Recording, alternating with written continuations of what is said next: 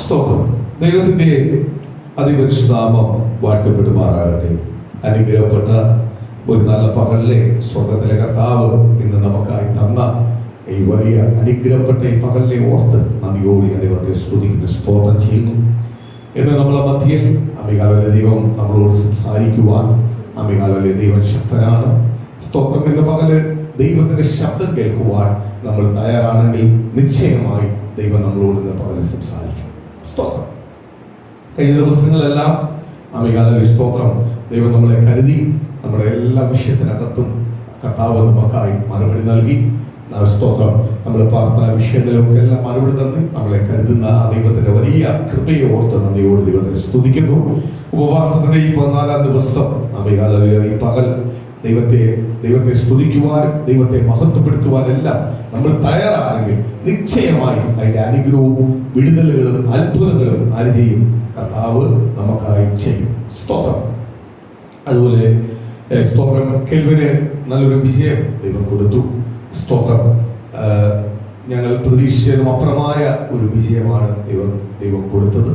അതിനെ ഓർത്ത് ഞാൻ ദൈവത്തെ സ്തുതിക്കുന്നു. അത് മാത്രമല്ല, സ്തോത്രം, എന്റെയും എൻ്റെ കുടുംബത്തിന്റെയും എൻ്റെ മക്കളുടെയും വിജയമായാലും ഞങ്ങളുടെ കുടുംബത്തെ ആയാലും എല്ലാം നിങ്ങളുടെ എല്ലാം ദൈവമക്കളുടെ എല്ലാം ശക്തമേറിയ പ്രാർത്ഥനയാണ് ഞങ്ങളുടെ വിജയം, ഞങ്ങളുടെ അനുഗ്രഹം. സ്തോത്രം. നിങ്ങളുടെ കരുതലും നിങ്ങളുടെ പ്രാർത്ഥനയുമാണ് ഞങ്ങളുടെ കുടുംബമായി മുന്നോട്ട് വിജയിച്ചു പോകുന്നത്. സ്തോത്രം. അതിനെല്ലാവരോടും ദൈവനാമത്തോടും നന്ദി അറിയിക്കുന്നു. അവന് വേണ്ടി പ്രാർത്ഥിച്ച എല്ലാവർക്കും നന്ദി പറയുന്നു. സ്തോത്രം. അവന് കൊടുത്ത വിജയം, മുന്നോട്ടുള്ള ഭാവി, മുന്നോട്ടുള്ള അഡ്മിഷൻ കാര്യങ്ങളെല്ലാം അനുഗ്രഹമായി തീരണം. അതുപോലെ തന്നെ കൃപയുടെ റിസൾട്ട് ഉണ്ട്, ക്രിസ്ത്യയുടെ റിസൾട്ട് ഉണ്ട്. സ്തോത്രം. നമ്മുടെ സഭയിലെ കുഞ്ഞുങ്ങൾക്ക് റിസൾട്ട് ഉണ്ട്. അതുപോലെ എക്സാം ഇനി എഴുതാൻ പോകുന്ന കുഞ്ഞുങ്ങളുണ്ട്, അവരുടെ റിസൾട്ട് ഉണ്ട്. എല്ലാത്തിലും വലിയ അനുഗ്രഹം സഭയ്ക്ക് പ്രാപിക്കുവാൻ, ആ കുഞ്ഞുങ്ങൾക്ക് വലിയ വിജയം കൊടുക്കാൻ ദൈവം നമ്മളെ സഹായിക്കുന്നതിനെ പ്രാർത്ഥിക്കുക, തുടർന്ന് പ്രാർത്ഥിക്കുക. ആ പ്രാർത്ഥനയെല്ലാം ദൈവം നിശ്ചയമായി നമ്മളെ അനുഗ്രഹിക്കും. സ്തോത്രം. സ്തോത്രം.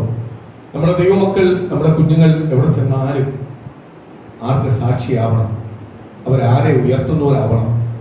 അവരെ തന്നെ ഉയർത്തുന്നവരാവല്ലേ, മറ്റൊരു ഒന്നിനെ ഉയർത്തുന്നവരാവല്ലേ. അവർ ക്രിസ്തുവിനെ ഉയർത്തുന്നവരായിരിക്കണം.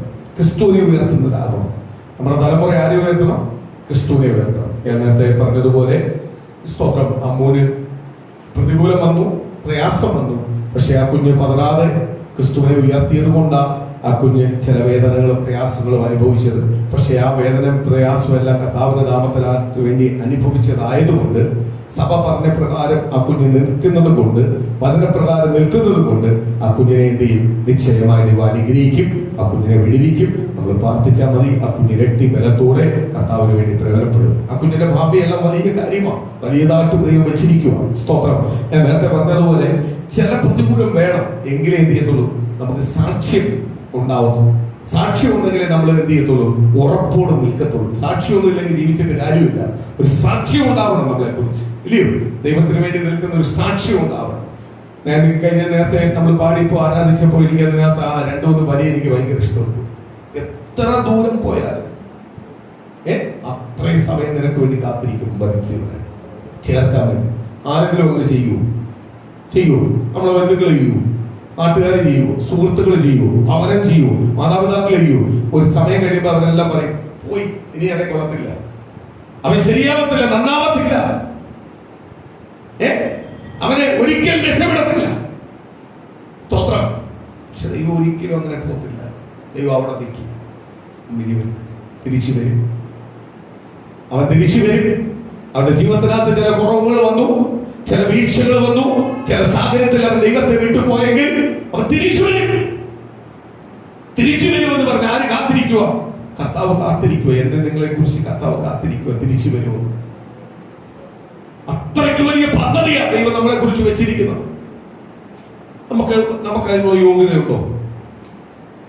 തിരിച്ചു വരുമ്പോൾ കാത്തിരിക്കാൻ വേണ്ടി, കർത്താവ് നമ്മളെ കാത്തിരിക്കാൻ വേണ്ടിയുള്ള യോഗ്യത നമുക്കുണ്ടോ?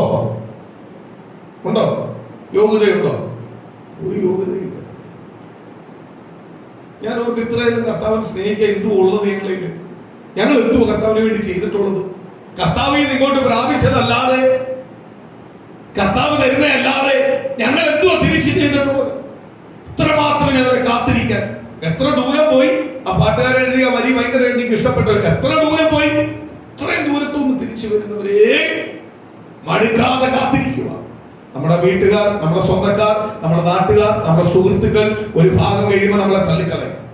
കൊള്ളത്തില്ല, തള്ളിക്കളയും. പക്ഷെ തള്ളിക്കളയാത്ത ഒറ്റ ഒരാളെ ഉള്ളൂ, അത് കർത്താവായ യേശുവാണ്. കാര്യം എന്തുവാ? രക്തം കൊടുത്ത് തന്നെ വിലയ്ക്ക് വാങ്ങിയതാണ്. 2026 വർഷത്തിന് മുമ്പേ കാൽവരി ക്രൂശിൽ നിന്ന് രക്തം കൊടുത്ത് വാങ്ങിയതാണ്. രക്തം കൊടുത്ത് വില കൊടുത്ത് വാങ്ങിയതാണ്. ആ രക്തം യേശുവിനെ തങ്ക ചോര കൊടുത്ത് ഒരു പാപവും ചെയ്യാത്ത അവൻ തങ്ക ശരീരത്തെ തകർത്തുകൊണ്ട്, ആ ശരീരത്തെ തകർത്തുകൊണ്ട് എന്നെ നിങ്ങളെ വിലയ്ക്ക് വാങ്ങിയതാണ്. അത് ആർക്കറിയാം? കർത്താവിനറിയാം. അവൻ വരും, അവനെ ഞാൻ ചേർത്ത് പിടിക്കും. ഇപ്പോൾ അവന്റെ മേൽ വെച്ചിരിക്കുന്ന മുൻവിധികൾ, അവന്റെ മേൽ ആരോപിച്ചിരിക്കുന്ന കുറ്റങ്ങൾ, കുറവുകളെല്ലാം ഞാൻ കഴുകും. എങ്ങനെയാ? 2026 വർഷത്തിന് മുമ്പേ എനിക്ക് വേണ്ടി കാൽവരി ക്രൂശിൽ ഒഴുക്കിയ രക്തത്താൽ ഞാൻ അവനെ കഴുകി ശുദ്ധീകരിച്ച് അവനെ വീണ്ടെടുക്കും. അതിന്റെ അർത്ഥമാ ഇപ്പോൾ നമ്മൾ പോകുന്നത് കൃപായുഗത്തിലാണ്.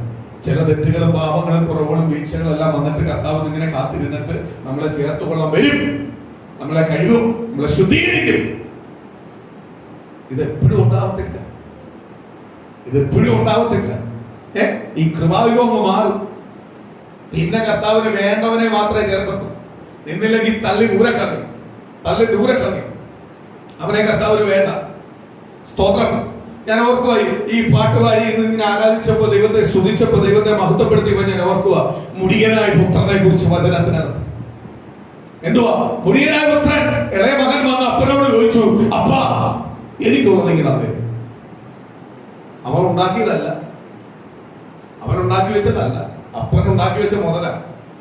അപ്പൻ ഉണ്ടാക്കി വെച്ച മുതല് ഒരു പ്രായമായപ്പോൾ അമ്മ ചെന്ന് ഇളവൻ ചെന്ന് പറയുക, അപ്പാ എനിക്കുള്ളതെങ്കിൽ. സ്തോത്രം. അപ്പൊ അപ്പനുള്ളത് ആർക്കുള്ളതാ? മക്കൾക്കുള്ളതാ. യേശുവപ്പൻ നമ്മുടെ അപ്പനാണെങ്കിൽ ആ യേശുവപ്പനുള്ളതല്ല ആർക്കുള്ളതാ? നമുക്കുള്ളത്, നമുക്കുള്ളതാ. അപ്പന്റെ അടുത്ത് മോൻ എന്ന് പറയുക, എനിക്കുള്ള ഇതാ. നിനക്കൊന്നുമില്ല ഇവിടെ എന്നൊന്നും പറഞ്ഞില്ല. പറഞ്ഞോ? എനിക്കുള്ളത് നിനക്കാണ്.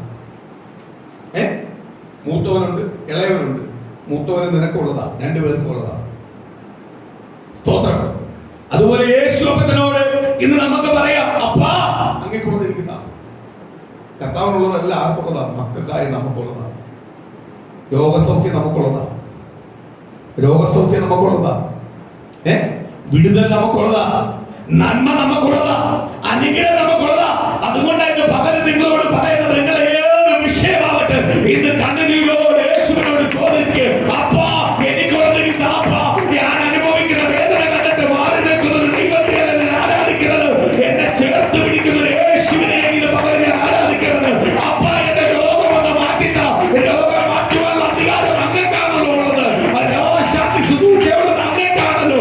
ഏത് രോഗത്തെ വ്യാധിയെ മാറ്റുന്നത് ദൈവമാണല്ലോ. ഏത് ശാപത്തെ പാവത്തെ മാറ്റുന്ന അങ്ങാണല്ലോ. ഏത് അവസ്ഥയെ മാറ്റുന്ന അങ്ങാണല്ലോ. ആ സ്വർഗത്തിലെ ദൈവത്തോടെ സന്നിധിയിൽ അധികാരത്തോടെ അപ്പാ എന്ന് വിളിച്ച് ഇന്ന് പകരം ഭൂമിയുടെ അറ്റത്തും ഞാൻ വിളിച്ചപേക്ഷിക്കുക, എനിക്കൊരു വിടുതൽ അപ്പാ.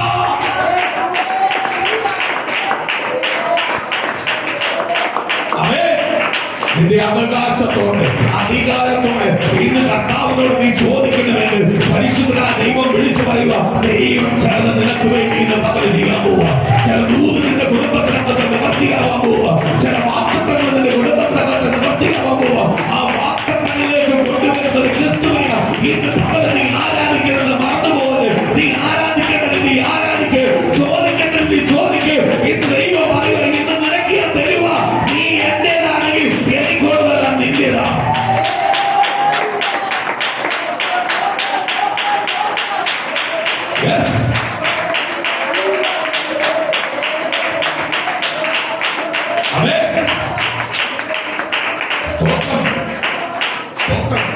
ഞാൻ പൈതല, ഞാൻ ദൈവത്തിന്റെ മകനും മകളുമോ.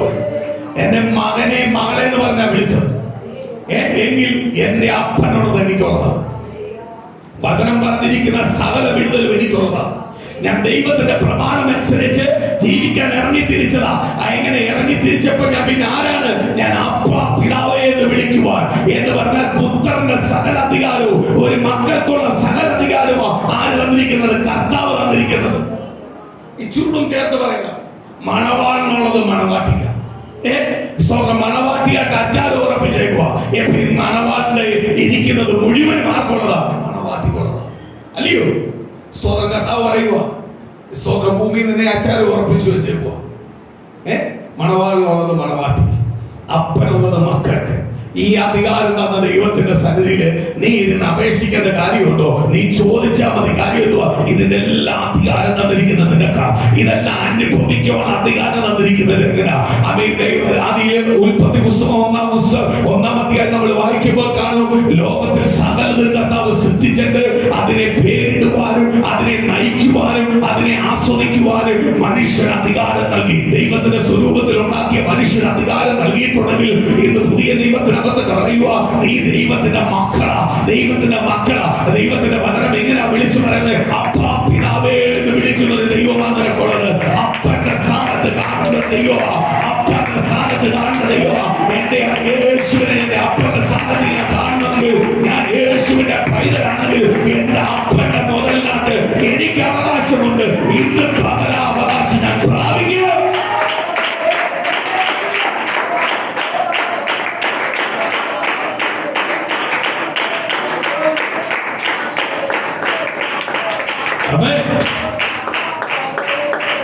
സ്തോത്രം, സ്തോത്രം, സ്തോത്രം, സ്തോത്രം, സ്തോത്രം, സ്തോത്രം.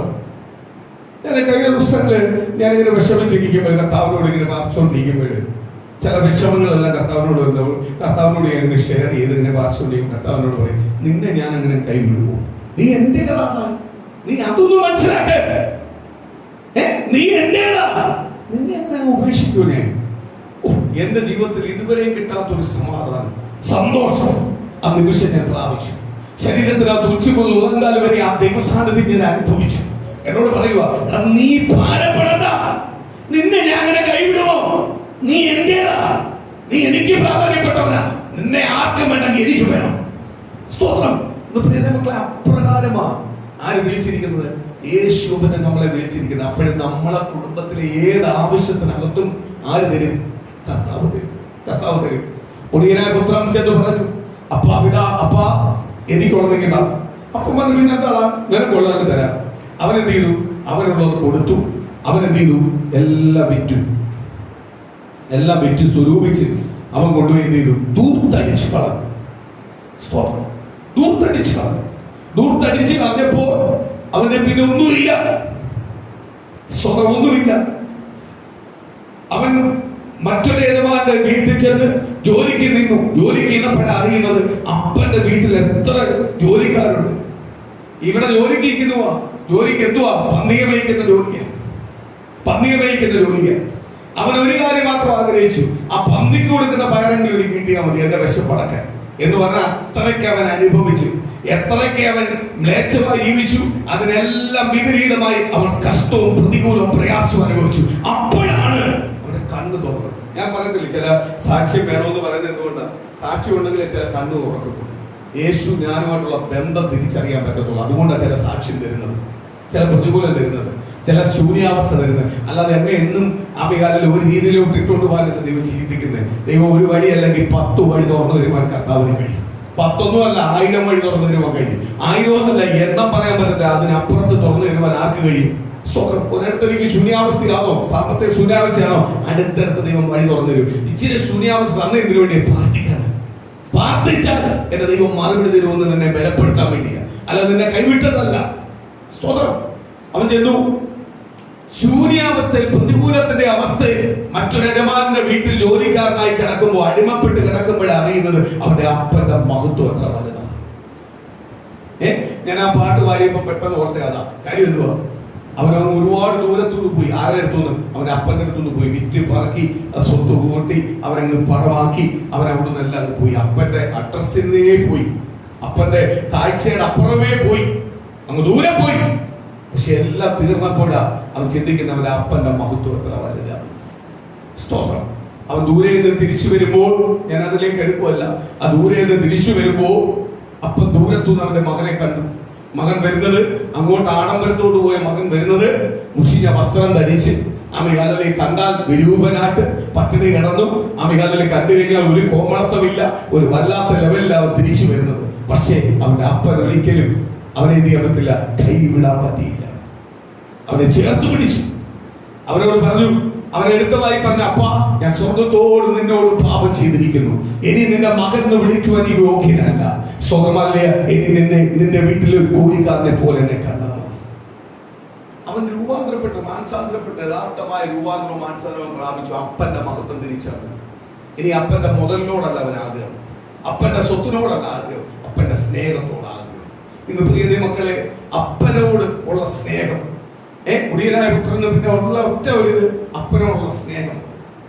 ഇന്ന് പകൽ യേശുവിനെ നീ സ്നേഹിക്കുന്നെങ്കിൽ നിശ്ചയമായ സ്നേഹത്തിന്റെ മഹത്വം നിനക്ക് പ്രാപിക്കാൻ പറ്റും. മടിയനായ പുത്രനോട് പറഞ്ഞില്ല, എടാ നീ എന്റെ മോനായിരുന്നു, എനിക്കുള്ളതെല്ലാം നശിപ്പിച്ചിട്ടാണ് കയറി വരുന്നത് എന്നൊന്നും പറഞ്ഞ് തള്ളിക്കളഞ്ഞില്ല. അവനെ ചേർത്ത് പിടിച്ചു. അവിടെ നിന്ന് ജോലിക്കാരനോട് പറഞ്ഞു, ഇവന് നല്ല വസ്ത്രം കൊണ്ടുപോവാ, ഇവന്റെ കാലിൽ ചെരുപ്പിട്, ഇവന്റെ കൈ മോതിരമിട്, ഇവനെ ആമി പഴയതിലും ഇരട്ടിയായിട്ടുള്ള രീതിയിലേക്ക് അവനെ തിരിച്ചു കൊണ്ടുപോവാ എന്ന പിതാവ് പറഞ്ഞത്. സ്തോത്രം. അതേപോലെ യേശു പറ്റൻ നമ്മൾ പല തെറ്റുകളും കുറ്റങ്ങളും എല്ലാം ചെയ്തിട്ട് പോലും നമ്മളെ ഉപേക്ഷിക്കാതിരിക്കുന്നതിന്റെ കാര്യം എന്തുവാ? എത്ര ദൂരം നീ അകന്നു പോയാലും അത്രയും ദൂരം നിന്നെ കാത്തിരിക്കുക. ആര് കാത്തിരിക്കുക? യേശു കാത്തിരിക്കുക. പഴയതിലും ഇരട്ടി അനുഗ്രഹം തന്നെ നിന്നെ ചേർക്കാൻ. സ്തോത്രം. പഴയതിലും ഇരട്ടി അനുഗ്രഹം തന്നെ ചേർക്കാൻ ആര് കാത്തിരിക്കുക? ഞാൻ ഒരു കാര്യം ദൈവമക്കളെ ഞാൻ പറഞ്ഞിട്ട് വചനത്തിലേക്ക് പോകാൻ ആഗ്രഹിക്കുന്നത്. സ്തോത്രം. മാതാപിതാക്കൾ എന്ന് പറഞ്ഞിട്ട് കാര്യമില്ല. മാതാപിതാക്കൾ മക്കൾക്ക് എന്ത് ചെയ്യണം? മാതൃകയായിരിക്കണം. ദൈവവചന പ്രകാരം ജീവിക്കുന്ന കുടുംബമാണെങ്കിൽ മക്കൾക്ക് എന്ത് ചെയ്യണം? മാതൃകയായിരിക്കണം. എന്റെ ഒരു പോളിസി ഞാൻ പറഞ്ഞുതരാം. ഈ വചനത്തിന് കീഴ്പ്പെട്ട് ഈ വചനപ്രകാരം ജീവിക്കാൻ പറ്റത്തില്ലെങ്കിൽ പെന്തിക്കോസ്ത് സഭയെ പാറിക്കുക. പിന്നെ നിൽക്കാൻ എനിക്കിത് ജീവിക്കാൻ പറ്റത്തില്ല, എനിക്കിതിനോട് പറ്റത്തില്ല, ഞാനും ഇതുമായിട്ട് എനിക്കൊരു ബന്ധമില്ല, എനിക്കൊരിക്കലും പറ്റത്തില്ലെങ്കിൽ പിന്നെ എന്ത് ചെയ്തോളൂ? പെന്തിക്കോസ്തുകാരനാണെന്ന് പറയുന്നത്. പെന്തിക്കോസ്തുകാരനാണെന്ന് പറഞ്ഞിട്ട് സാക്ഷ്യമില്ലാതെ ജീവിക്കണം. ഇത് സാക്ഷ്യമുള്ളതായി ജീവിക്കാനുള്ള സാധനം, സാക്ഷ്യത്തോടെ ജീവിക്കാനുള്ള സാധനം. സാക്ഷ്യത്തോടെ ജീവിക്കാൻ പറ്റുമെങ്കിൽ നീ വരാവും, നിൽക്കാവും. അല്ലെങ്കിൽ മറ്റുള്ളവരുടെ വേണ്ടി ഞാൻ പെന്തിക്കോസ്തുകാരനാണെന്ന് പറയാം. അല്ലാതെ സാക്ഷ്യമില്ലാത്ത ജീവിതം ജീവിക്കരുത്. സ്തോത്രം. ഞാൻ കഴിഞ്ഞ ദിവസം ഞാൻ ഓർക്കുക, സ്തോത്രം, ഒന്നുമില്ലാതെ പട്ടിണിമേൽ കിടന്നവർ, സ്തോത്രം, ദൈവത്തോട് കണ്ണുനീരൊഴുക്കി പ്രാർത്ഥിച്ചും ബിസിനസ് ചെയ്തും കർത്താവ് അനുഗ്രഹിച്ചു. സ്തോത്രം. പെന്തിക്കോസ്തുകാരൻ അനുഗ്രഹിച്ചു. 55 വയസ്സായി. കഴിഞ്ഞ ദിവസം ഈ ലോകത്തൊന്ന് മാറ്റപ്പെട്ടു. സ്തോത്രം. അനുഗ്രഹിച്ചു. പക്ഷെ മാതൃക ഇല്ല. ആരുമായിട്ട്? ദൈവിക ജീവിതമായിട്ടൊരു മാതൃകയില്ല. ഞായറാഴ്ച ദിവസം ആയാലും കടയിൽ തുറന്നില്ല, ഒരു മാതൃക. ഇത് കണ്ടു തന്നെ ആര് വളർന്നേക്കുന്നത്? മക്കൾ വളർന്നേക്കുന്നത്. സമ്പത്ത് ഒരുപാടായി, ഷോപ്പ് ഒരുപാടെടുത്ത് ഷോപ്പുകളായി. 19 വയസ്സേ ഉള്ളൂ. മക്കളെല്ലാം അങ്ങ് രക്ഷപ്പെട്ടു. മക്കളെല്ലാം ഷോപ്പ് ഒരുപാടെടുത്തായി. സ്തോത്രം. കഴിഞ്ഞ ദിവസം ഈ ലോകത്തൊന്ന് മാറ്റപ്പെട്ടു. സ്തോത്രം. മാറ്റപ്പെട്ടിട്ട് 2 ദിവസം കഴിഞ്ഞിട്ട് അടക്കം ഷോപ്പ് അടച്ചിട്ടില്ല. ജാതിയായിട്ടുള്ളവൻ പോലും സ്വന്തം തത്ത തീർച്ചയാൽ തന്ത ഉണ്ടാക്കിയതാ ഇതല്ല. തന്ത ചത്ത എന്ത് ചെയ്യും? മരിച്ച എന്ത് ചെയ്യും? കരികൂടി വിട്ടു. അവിടെ അവധി കൊടുക്കുക. എത്ര നഷ്ടമായാലും അവിടെ അവധി കൊടുക്കും. ആ അടക്കം കഴിഞ്ഞ് അതിന്റെ ചടങ്ങ് കഴിഞ്ഞിട്ടേ തുറക്കത്തുള്ളൂ. നീ പെന്തിക്കോസ്തുകാരുടെ ചടങ്ങൊന്നുമില്ല, നീ വിറ്റെന്ന് പറഞ്ഞു. പക്ഷെ മരിച്ചെന്ന് ദേശം മൊത്തം അറിഞ്ഞിട്ടും കട കിടത്തിട്ടു. എല്ലാ ഷോപ്പും തുറക്കും. എനിക്ക് ഒന്ന് അടക്കത്തിന്റെ അന്ന് പ്രവർത്തിച്ചെന്നു. സ്വത്ര ഹല്ലേലൂയ. ഇത്രയും വൃത്തികെട്ട കുറെ പെന്തിക്കോസ്തുകാരന്മാരാണ്. കാര്യം എന്തുവാ?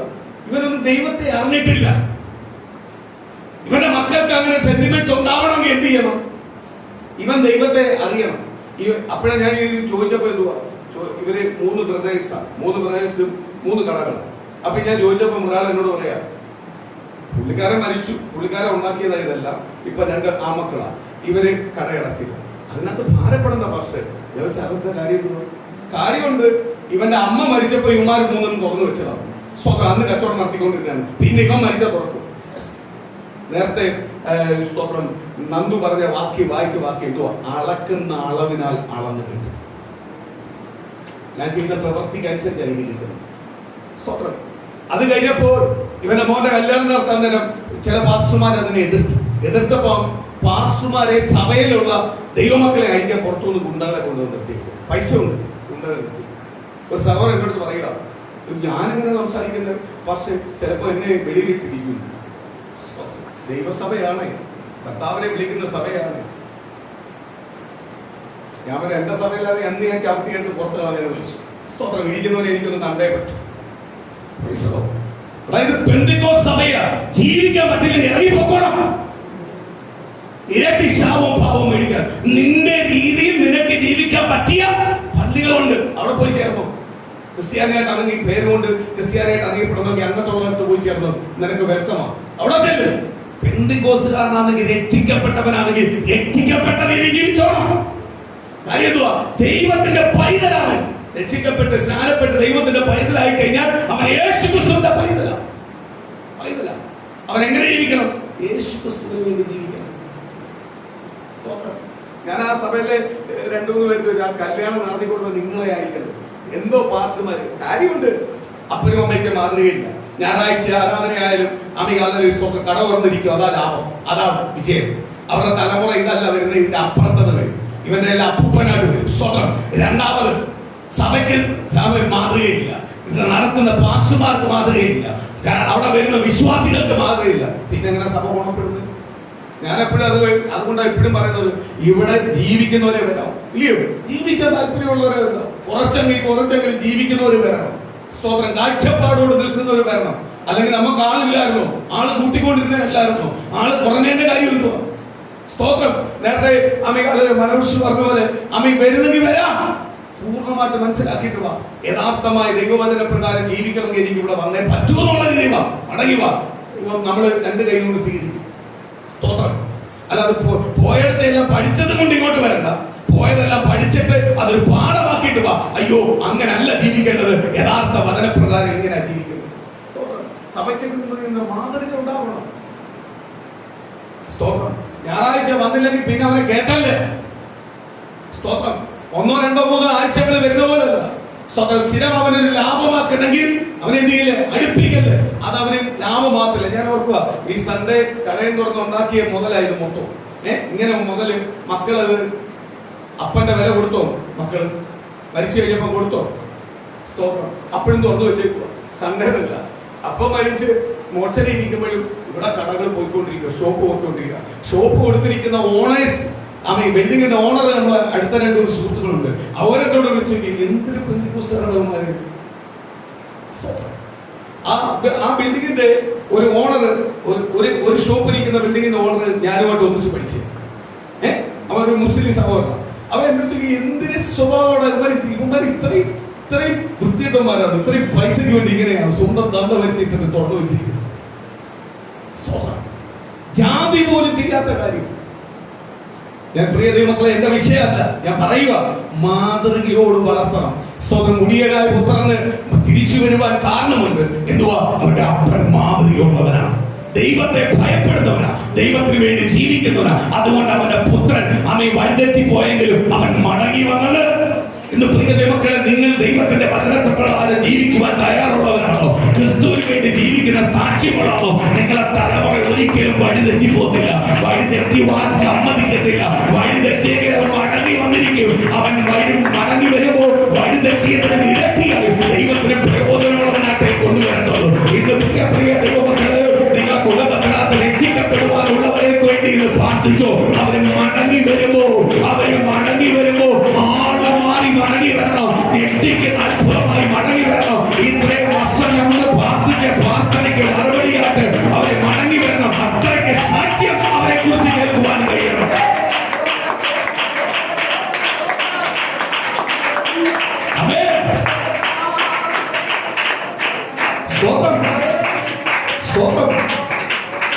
നമ്മുടെ ദൈവസന്നിധി വന്നപ്പോൾ നമ്മുടെ തലമുറയ്ക്കും നമ്മളെ കുടുംബത്തിനകത്ത് രക്ഷിക്കപ്പെടാത്തവർക്ക് വേണ്ടി നമ്മൾ പ്രാർത്ഥിച്ചു.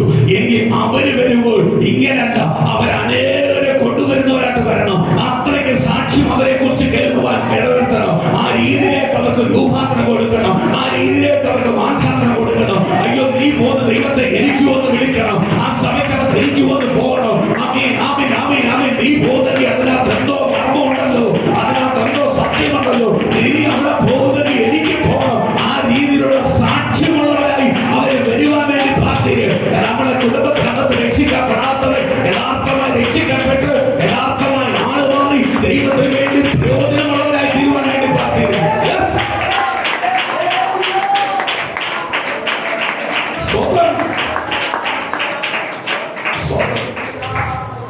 ഹല്ലേലൂയ. കർത്താവിന്റെ സത്യമാർഗം പറഞ്ഞ് രണ്ടടിയുള്ളതല്ല ഞാൻ എനിക്ക് ഇതിനകത്തൊന്നും ഒരു പേടിയില്ല. സ്വതന്ത്രം ദൈവത്തിന്റെ വചനപ്രകാരമായി സത്യവചനം പറഞ്ഞിട്ട് ഹല്ലേലൂയ അത് പറയുന്നതിനകത്ത് എനിക്ക് ഒരു പേടിയില്ല. അതിനകത്ത് അടികൊള്ള ഞാൻ തയ്യാറാണ്. സ്തോത്രം. കാര്യം എന്തുവാ? അത് പേടിയാണ്.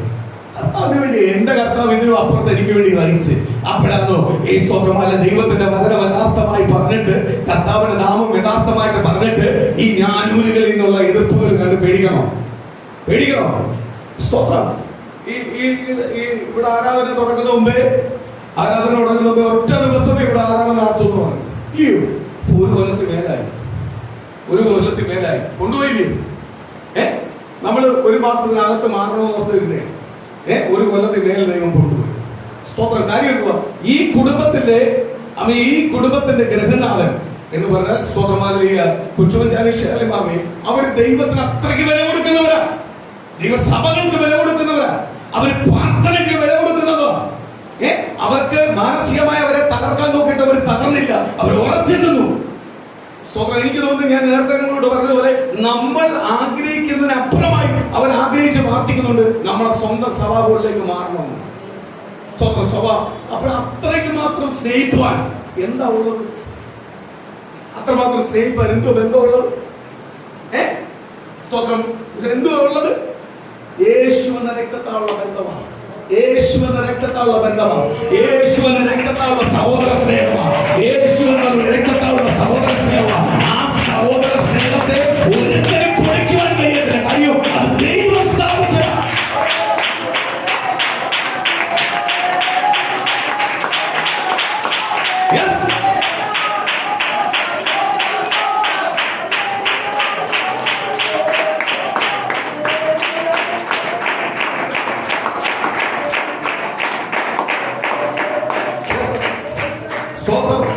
അതിനെതിരെ നീ എത്രയെല്ലാം ഇനി ആരൊക്കെ എന്തൊക്കെ ഇനി അമ്മ എഴുന്നേക്കാരും തൊടാൻ പറ്റത്തില്ല. കാര്യം എന്തുവാ? ദൈവം പറഞ്ഞതാ. സ്തോത്രം. എന്നെ ഇവിടെ ഒന്ന് പറപ്പിക്കാനാവുന്ന നോക്കി, വീട് ഒഴിപ്പിച്ചു കൊടുത്ത് എല്ലാം നോക്കി. പക്ഷേ ആ ഞാനൂരിൽ അവിടെ ഇരിക്കുന്നേ ഉള്ളൂ. സ്തോത്രം. ഒന്നും തൊടാൻ പറ്റുന്നില്ല. കാര്യം എന്തുവാ? ഇത് ദൈവം പറഞ്ഞതാ.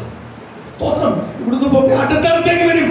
ആര് കൊണ്ടുപോകും? കർത്താവാ കൊണ്ടുപോകുന്നത്. ഇത് പ്രിയ മക്കളെ സ്തോത്രം. ഞാൻ പലപ്പോഴും ഓർക്കാറുണ്ട്, നമ്മൾ സ്വന്തത്തിലേക്ക് മാറും, സഭകളിലേക്ക് മാറും. അത് സ്തോത്രം. എതിർപ്പുകളെല്ലാം നല്ലതിനാണ്. അല്ലെങ്കിൽ ഇതിനൊന്നും നമുക്ക് സാക്ഷ്യം പറയാൻ പറ്റൂ. സാക്ഷ്യം പറയാൻ വേണ്ടിയാ ഇവ കൊണ്ടുവന്നിരിക്കുന്നത്. സ്തോത്രം. ഇത് പോവുകയാണെങ്കിൽ യഥാർത്ഥ രീതിയിൽ ഈ വചനപ്രകാരം ഈ സഭ പോത്തുള്ളൂ. വചനം എന്ത് പറയുന്നു ആ വചനത്തിന് വല്ലിൽ തെറ്റാതെ അങ്ങോട്ടും ഇങ്ങോട്ടും തെറ്റാതെ യഥാർത്ഥമായി കാഴ്ചപ്പാടി മാത്രമേ ഈ സഭ പോത്തുള്ളൂ. കാര്യം ഇത് ദൈവം പറഞ്ഞ സഭയാണ്. അതിനെ പ്രാധാന്യം കൊടുക്കുന്ന മനുഷ്യൻ പറഞ്ഞ സഭയല്ല, മനുഷ്യന്റെ ബുദ്ധിയിലോ ചിന്തകളോ വന്ന രീതിയല്ല. ഇത് ദൈവം നൽകുന്ന പദവിയാണ്. ഞാൻ പലപ്പോഴും നിങ്ങളോട് പറഞ്ഞിട്ടുണ്ട്, ചിലപ്പോൾ ഞാനും ഒന്ന് അഡ്ജസ്റ്റ്മെന്റ് ചെയ്യാനും പലപ്പോഴും നോക്കാറുണ്ട്. പക്ഷെ കയറി കഴിഞ്ഞാൽ പിന്നെ അഡ്ജസ്റ്റ്മെന്റ് ഒന്നും നേരെ തിരിയും. കാര്യം എന്തുവാ? ഇതിന് മേൽ വസിക്കുന്നത് ആരുടെ ആത്മാവാ? ദൈവത്തിന്റെ ആത്മാവാണ്.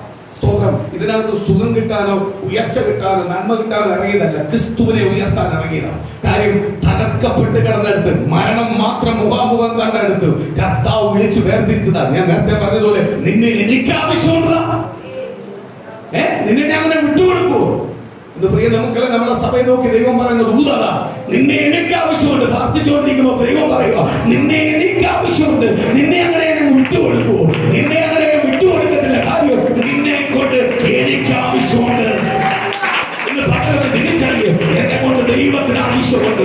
ഇത് കേൾക്കുന്ന ദൈവത്തിന് കേൾക്കുന്നത് ആരൊക്കെ നിന്നെ കൈവിട്ടാലും, ആരൊക്കെ നിന്നെ മുൻകിരിച്ചാലും, ആരൊക്കെ നിന്നെ ഉപേക്ഷിച്ചാലും ഇന്ന് പകലോട്ടോ യേശുവിന് നിന്നെ കൊണ്ട് ആവശ്യമുണ്ട്.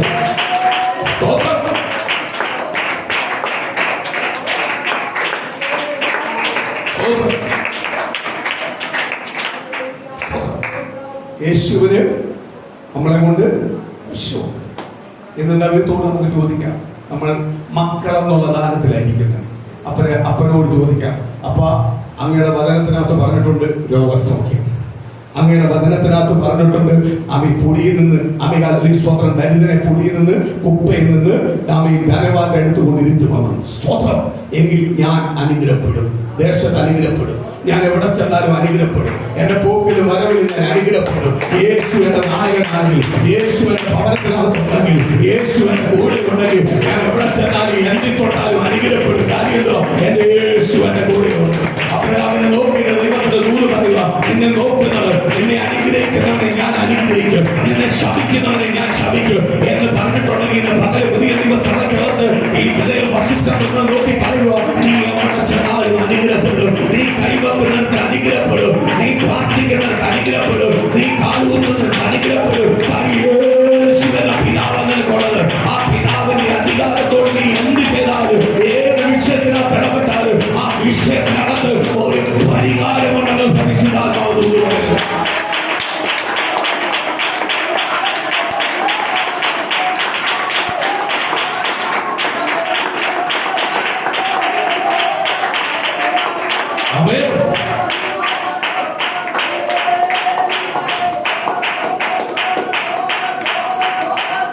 Glory to glory. സ്തോത്രം. ദൈവമക്കളെ, ദൈവത്തിന്റെ സന്നിധിയിൽ നിൽക്കുമ്പോൾ ദൈവപൈതലേ, നിനക്ക് ഒരുപാട് എതിർപ്പുകളുണ്ട്. ആ എതിർപ്പുള്ളപ്പോഴാണ് നീ ഓർക്കണത് എന്തുവാ, ഞാൻ കറക്റ്റ് റൂട്ടിൽ കൂടെ പോകുന്നു. എതിർപ്പില്ലെങ്കിൽ ഓർത്തോ, ചിലപ്പോൾ നിന്റെ ശാരീരികമായുള്ള രോഗമാവാം, അല്ലെങ്കിൽ സ്തോത്രമായ മാനസികമായിട്ട് വിഷയമാവാം, അല്ലെങ്കിൽ നിന്റെ ബന്ധുമിത്രാദികളിൽ നിന്നാവാം, ചുറ്റുവട്ടത്തിനാവാം. നീ ആത്മീയത്തിൽ അങ്ങോട്ട് ഉറച്ച് നിൽക്കുമ്പോൾ ഇതെല്ലാം വരും. ഇതെല്ലാം വരുമ്പോൾ നീ ഓർത്തോളൂ, എന്തോർക്കണം, എന്റെ യേശു എന്റെ കൂടെയുണ്ട്. അല്ലാതെ എന്റെ യേശു എന്നെ കൈവിട്ടതല്ല, എന്റെ യേശു എന്റെ കൂടെയുണ്ട്. യേശു എന്റെ കൂടെ ഉള്ളത് കൊണ്ട് ആ ദൈവമായിട്ടുള്ള ബന്ധം മാറ്റാനായി ശത്രുവിന് ഇതെല്ലാം കൊണ്ടുവരുന്നത്. രോഗമായിട്ട് വരുന്നത്, അല്ലെങ്കിൽ മാനസികമായിട്ട് വരുന്നത്, ശാരീരികമായിട്ട് വരുന്നത്, സാമ്പത്തികമായിട്ട് വരുന്നത്, കുടുംബത്തിനകത്ത് നമ്മൾ നിർമ്മിക്കുന്നത്, പരിഹസിക്കുന്നത്, എവിടെങ്കിലും ചെല്ലുമ്പോൾ നമ്മുടെ സംസാരത്തിന്റെ വാക്കുകൾക്ക് വിലതരാതെ മാറ്റിനിർത്തുന്നത് എല്ലാ കാര്യവും യേശു എന്റെ കൂടെയുണ്ട്. യേശു കൂടെയുണ്ടെങ്കിൽ ദൈവത്തിന്റെ വചനം വിളിച്ചു പറയുക, വേട്ടക്കാരുടെ കെണിയിൽ ആവപ്പെടാതെ നിന്നെ കാത്തു സൂക്ഷിക്കുന്ന കർത്താവുണ്ട്. ഇന്ന് പകരം നീ വിശ്വസിക്കുക, ശത്രുക്കൾക്കാകെ മേശയൊരുക്കുന്ന ദൈവത്തെ നീ ആരാധിക്കുന്നത്. ഇന്ന് നീ അത് വിശ്വസിക്കുന്നെങ്കിൽ ദൈവത്തിന്റെ വചനം വിളിച്ചു പറയുക, നിന്റെ അവസ്ഥകളിൽ നിന്ന് പകരം മാറാൻ പോവുക, നിന്റെ സ്ഥിതിഗതികളിൽ നിന്ന് മാറാൻ പോവുക. വിശ്വസിക്കുക, എന്റെ സ്ഥിതിഗതികൾ മാറാൻ പോവുക. എന്റെ അപ്പനായ യേശുവിനെ എന്റെ മധ്യയിൽ ഇറങ്ങിക്കൊണ്ട് യേശുവിന്റെ നാമത്തിൽ ഇന്ന് പകരം എന്റെ സ്ഥിതിഗതികൾ മാറി എന്റെ യേശുവിനെ മറുപടി തരാൻ പോവുക.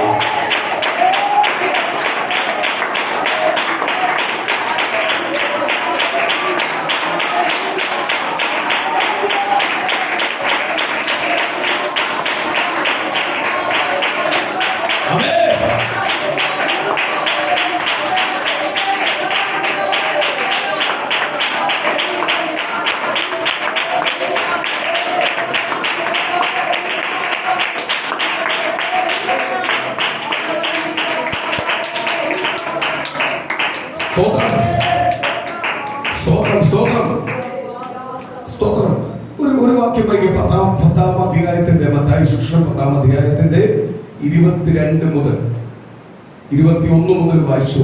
സ്തോത്രം. ഹല്ലേലൂയ. എതിർപ്പിനെ കുറിച്ച് പറയുക. അതായത് ദൈവത്തിന്റെ വാക്യത്തിലേക്ക് നമുക്ക് പോകാം.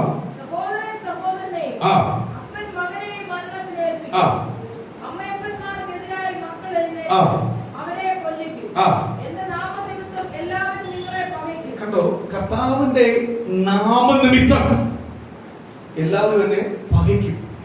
ഞാൻ അവരുടെ പാപത്തിന് കൂട്ടിയിരുന്ന എന്നെ അവർ പകയ്ക്കത്തില്ല, എന്നെ അവർ ചേർത്ത് പിടിക്കത്തേ ഉള്ളൂ.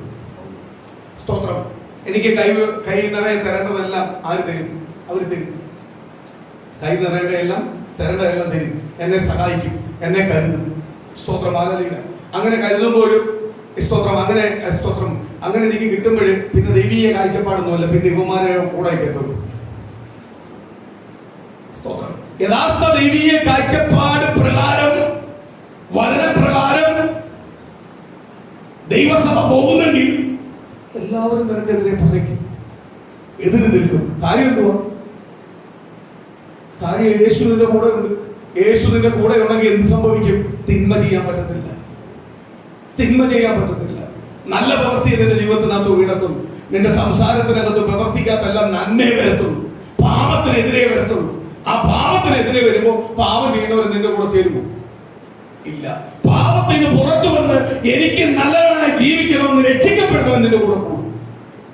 ആ കൂട്ടം കുറവാണ്. മറ്റേ കൂട്ടമാണ് കൂടുതലുള്ളത്. അപ്പൊ മറ്റേ കൂട്ടം കൂടുതലാകുമ്പോൾ അത് നിന്നെ ഒരുപാട് പകയ്ക്കും, നിന്നെ എതിർത്ത് വരും. നീ അവിടെ പതറിപ്പോവല്ലേ. യേശു നിന്നെ കൈവിട്ട്, അയ്യോ യേശു എന്റെ കൂടെ ഉണ്ടായിട്ട് എന്താ ചോദിക്കാത്തെന്നൊന്നും നീ ചോദിക്കല്ലേ. യേശുവിന് ചോദിക്കുന്ന സമയത്ത് യേശുവിന് അറിയാൻ ചോദിക്കാൻ. നീ അപ്പനെ ഉപദേശിക്കണ്ട, അപ്പൻ പറയുന്നത് നീ കേട്ടാ മതി. അല്ലയോ? മക്കൾ പറയുന്നതാണ് അപ്പം കേൾക്കണ്ടത്. ആണോ?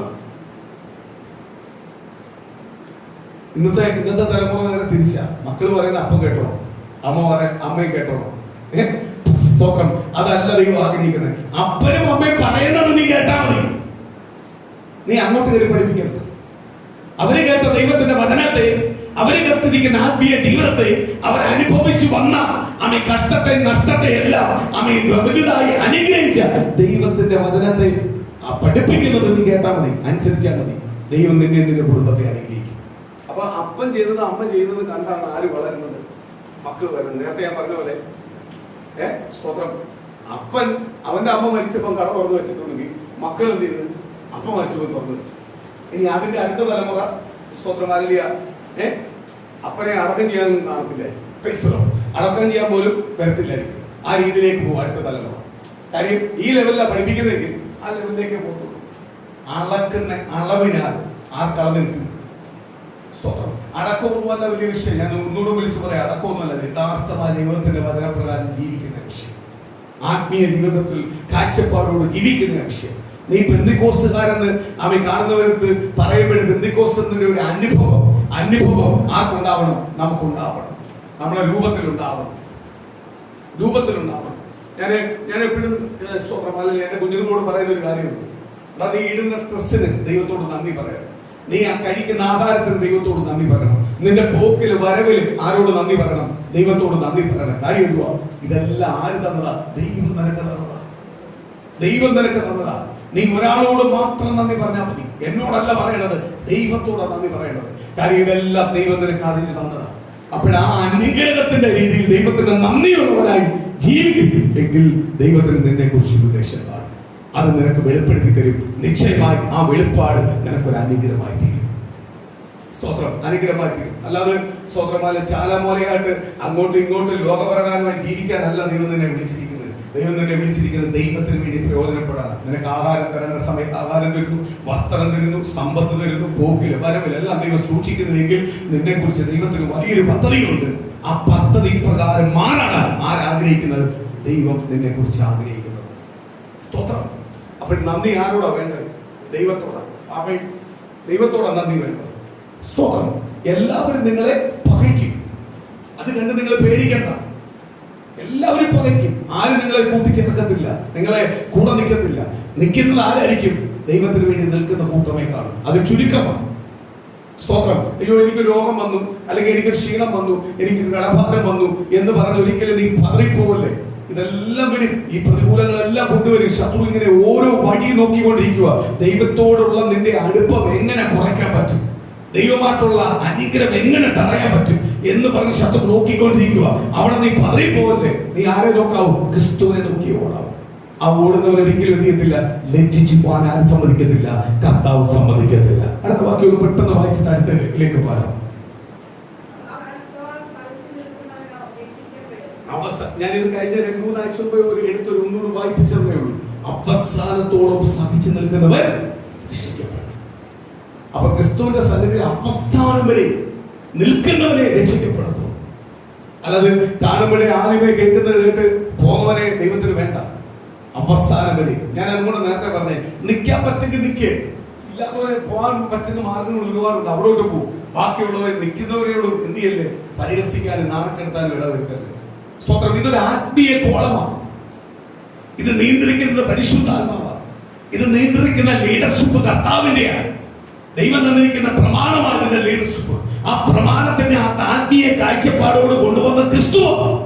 ഈ സഭയ്ക്കകത്ത് മാനുഷിക ചിന്തകൾ നീ കൊണ്ടുവരല്ലേ, ഇതിനകത്ത് മാനുഷികമായുള്ള ബന്ധങ്ങൾ കൊണ്ടുവരല്ലേ. ഇവിടെ ദൈവത്തിനാ പ്രാധാന്യം. നിന്റെ ജീവിതത്തിനകത്ത്, നിന്റെ കുടുംബത്തിനകത്ത്, നിന്റെ ജോലിയിലും, നിന്റെ പോക്കിലും വരവിലും എല്ലാം നിന്റെ ജീവിതത്തിനകത്ത് നീ ദൈവത്തിന്റെ പൈതലായി കഴിഞ്ഞാൽ ദൈവത്തിനാ പ്രാധാന്യം. നിനക്ക് കിട്ടുന്ന ശമ്പളം അത് ദൈവത്തിനുള്ളതാ. അതിനാ പ്രാധാന്യം.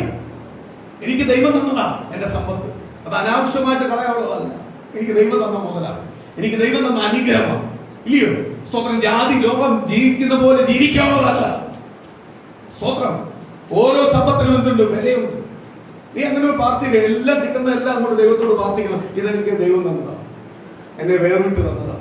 സ്വന്തം കിട്ടുന്ന സമ്പത്ത് ശമ്പളം എല്ലാം അങ്ങോട്ട് കൈവച്ചിട്ട് ആദ്യം ഒരു പ്രാർത്ഥിക്കണം. കർത്താവേ, ഇതെനിക്ക് ആര് തന്നതാ? എന്റെ ദൈവം തന്നതാണ്. എന്റെ കണ്ണുനീര് കണ്ട് എന്റെ ദൈവം തന്നതാണ്. അല്ലയോ? എന്റെ ദൈവം നിന്ദിച്ചും പരിഹസിച്ചും അപമാനിച്ചു ഇട്ട പലരുടെ ഫ്രണ്ടിൽ എനിക്ക് ദൈവം തന്ന നന്മയാണ്. അങ്ങോട്ട് പ്രാർത്ഥിക്കുക. ദൈവം അതിനെ ഇരട്ടിയാക്കി തരും. ഇരട്ടി അങ്ങോട്ട് വർദ്ധിക്കാൻ തുടങ്ങും. അനുഗ്രഹമാണ്. സ്തോത്രം. എന്റെ സമ്പത്ത് ഹോസ്പിറ്റലിൽ കൊണ്ട് കളയാനുള്ളതല്ല, മരുന്ന് മേടിച്ച് കളയാനുള്ളതല്ല. അതിന് ദൈവം ഇടവരുത്തല്ലേ. അതിൽ നിന്ന് എന്നെ വിടിവിക്കണം. എന്റെ സമ്പത്ത് അനാവശ്യമായി പോകാനുള്ളതല്ല. എന്റെ ദൈവം എനിക്ക് തന്ന ആരോഗ്യം, ബലത്തോടെ എനിക്ക് കിട്ടിയ സമ്പത്ത് അത് അനാവശ്യമായി ഒരു രൂപ പോലും പോകല്ലേ. എന്റെ കുടുംബത്തിനകത്ത് ആ നന്മ അനുഭവിക്കണം എന്ന് പറഞ്ഞുകൊണ്ട് പ്രാർത്ഥിക്കും. ദൈവം നീ ധാരാളമായിട്ട് അനുഗ്രഹിക്കും. സ്തോത്രം. അതിനെ ശത്രു എന്ത് ചെയ്യത്തില്ല, ജയിക്കാൻ അനുവദിക്കത്തില്ല. ശത്രു കൊണ്ടുവരുന്ന പ്ലാനുകളായതല്ല. സ്തോത്രം.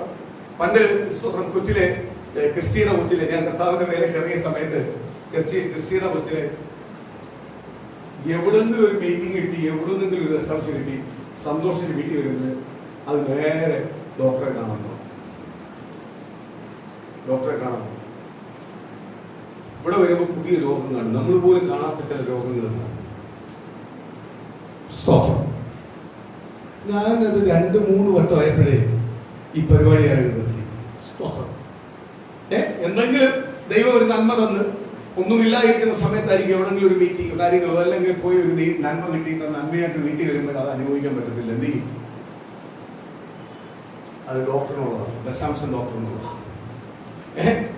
സ്തോത്രം. മരുന്നിനുള്ളതാണ്. 2-3 വട്ടമായി. ഒരു വട്ടം കർത്താവിനോട് പറഞ്ഞു, കർത്താവ് ഇനി എന്ത് വന്നാലും ഞാൻ കൊണ്ടുപോകും, ഇനി എന്ത് വന്നാലും കടന്നു വരത്തില്ല. ഇത് ദൈവം എനിക്ക് തന്നതാണ്. ഇതെനിക്ക് പൂർണ്ണമായിട്ട് അനുഭവിക്കണം. ഇത് അവർക്ക് കൊടുക്കാൻ അവന്റെ കുടുംബത്തിന് അനുഭവിക്കുള്ളത് എന്റെ കുടുംബത്തിന് വേണ്ടി ദൈവം തന്നതാണ്. എന്റെ കണ്ണുനീര് കണ്ടു തന്നതാണ്. സ്തോത്രം. രോഗമെല്ലാം ഇച്ചിരി മൂർച്ചന്റെ അവസ്ഥയിലായിരുന്നു. പിറ്റേന്നായപ്പോൾ വിടുതൽ കിട്ടി. പിന്നെ ഒരിക്കലും അങ്ങോട്ട് പോയിട്ടില്ല. പിന്നെ കയറിയിട്ടില്ല, അവരെ കൊണ്ട് പോയിട്ടില്ല. സ്തോത്രം.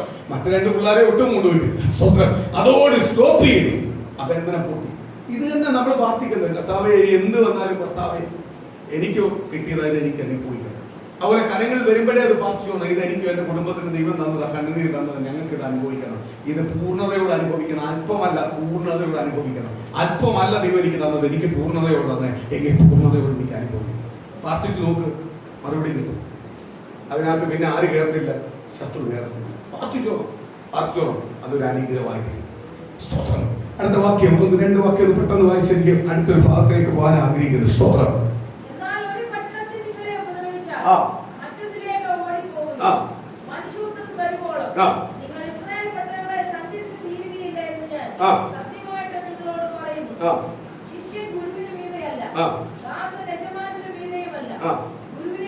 കണ്ടോ? സ്തോത്രം. ഇപ്പോഴും ഓർത്തോണം, ഞാൻ ദൈവത്തിന് വലിയവനല്ല, ഞാൻ ദൈവത്തിന് കീഴ്പ്പെട്ടവനാണ്. എന്റെ അപ്പനാ ദൈവം. എന്റെ അപ്പനാണെങ്കിൽ ഞാൻ അപ്പന് കീഴ്പ്പെട്ടവനായിരിക്കണം. അവനാ മക്കൾ, അല്ലയോ? അപ്പന്റെ ഇഷ്ടം ചെയ്യുന്നവനാ മക്കൾ. അപ്പൊ അപ്പൻ എന്നുള്ള പദവി കർത്താവായ യേശു നമുക്ക് തന്നിട്ടുണ്ടെങ്കിൽ നമ്മൾ കർത്താവായ യേശുവിനെ ഇഷ്ടം ചെയ്യുന്നവരായിരിക്കണം, യേശുവിനെ കീഴ്പ്പെടുന്നവരായിരിക്കണം. എങ്കിലേ ആ ദൈവത്തിന്റെ നന്മ അനുഗ്രഹം ഉണ്ടാവും. ഇന്ന് മൊത്തം യേശുവിനെ ഉപദേശിക്കുന്നവരാണ് മക്കളെന്ന് പറഞ്ഞിട്ട് യേശുവിനെ ഉപദേശിക്കുന്ന ശുശ്രൂഷകന്മാരും സഭകളുമാണ്. സ്തോത്രം. ദൈവമക്കളുള്ള കുഴപ്പമൊന്നുമില്ല. ഈ പാപമൊന്നും ഒരു വിഷയമല്ല.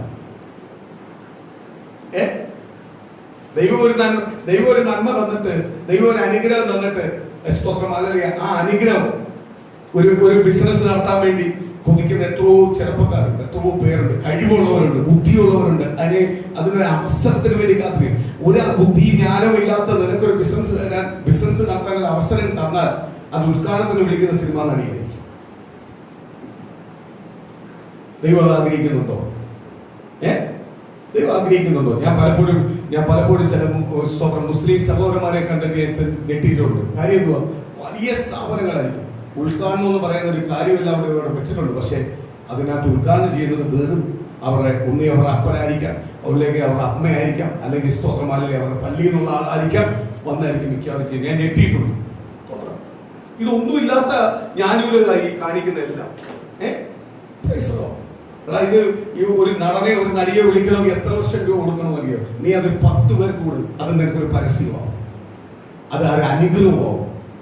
ഇല്ലാത്ത എത്ര 10 പേർക്ക് ആ സമ്പത്തൊന്നും തിരിച്ചു കൊടുക്കും. സ്തോത്രം. വീടില്ലാത്തവരുണ്ട്, ആഹാരമില്ലാത്തവരുണ്ട്, ജോലിയില്ലാത്തവരുണ്ട്, പഠിപ്പിക്കാൻ നിവർത്തിയില്ലാത്തവരുണ്ട്. കൊടുക്ക്, ദൈവം നിശ്ചയമായി.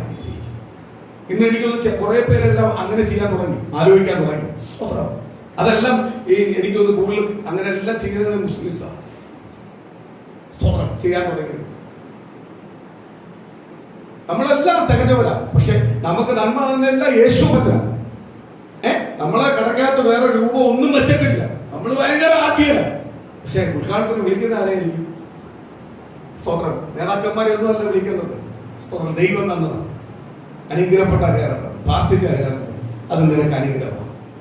സ്തോത്രം. ഒരു വാക്യം എടുത്ത് വായിക്കാം. അതിനകത്ത് ഇപ്പുറത്തെ ഒരു വാക്യം 11-ാം അധ്യായത്തിന്റെ സ്തോത്രം 28-ാം വാക്യം.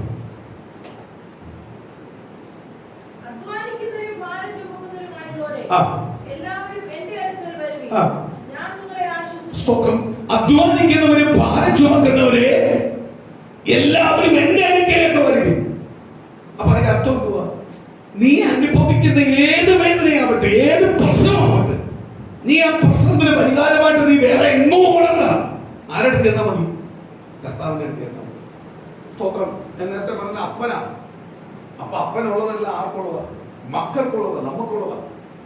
അപ്പൊ നമ്മൾ ദൈവത്തോട് ചോദിക്കാം, നമുക്ക് തരാം. നമ്മുടെ അവകാശമാണ് ചോദിക്കുന്നത്. അന്നേ പറ്റും. നമ്മളുണ്ടാക്കിയതല്ല, അപ്പനുണ്ടാക്കിയതാ. പക്ഷെ ആർക്ക് വേണ്ടി ഉണ്ടാക്കി വെച്ചേക്കുന്നത്? മക്കൾക്ക് തരാൻ, മക്കൾക്ക് തരാൻ. കർത്താവ് പറയുക, അധ്വാനിക്കുന്നവരും ഭാരം ചുമക്കുന്നവരെ നിങ്ങൾ എല്ലാവരും ആരടുത്തോട്ട് വരാൻ, എന്റെ അടുത്തോട്ട് വാ. ഭാരം ചുമക്കുന്നവർ എന്റെ അടുത്ത് വരണ്ടെന്നല്ല പറഞ്ഞത്, സുഖിമാനം വരാനല്ല പറഞ്ഞത്.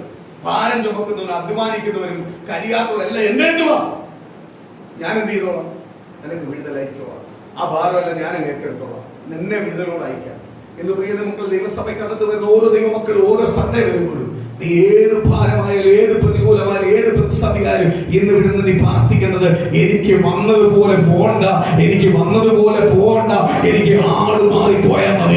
ഇതുവരെ എന്റെ ജീവിതത്തിനകത്ത് കിട്ടാത്ത ഒരു വിടുതൽ, ഇതുവരെ കിട്ടാത്ത സമാധാനം, ഇതുവരെ കിട്ടാത്ത അനുഗ്രഹം എനിക്ക് നിന്റെ തലമുറയ്ക്ക്, കുടുംബത്തിന്, ദേശത്തിനകത്ത് തന്നേ പറ്റൂ. ഇന്ന് പകരനെ അതിനായി ഒരുക്കിയേ പറ്റൂ. എന്നെ ദൈവം സഹായിച്ചേ പറ്റൂ, എന്നെ അനുഗ്രഹിച്ചേ പറ്റൂ, എന്റെ സ്വർഗത്തിലെ ദൈവം അതിനൊരു വഴി തുറന്നേ പറ്റൂ.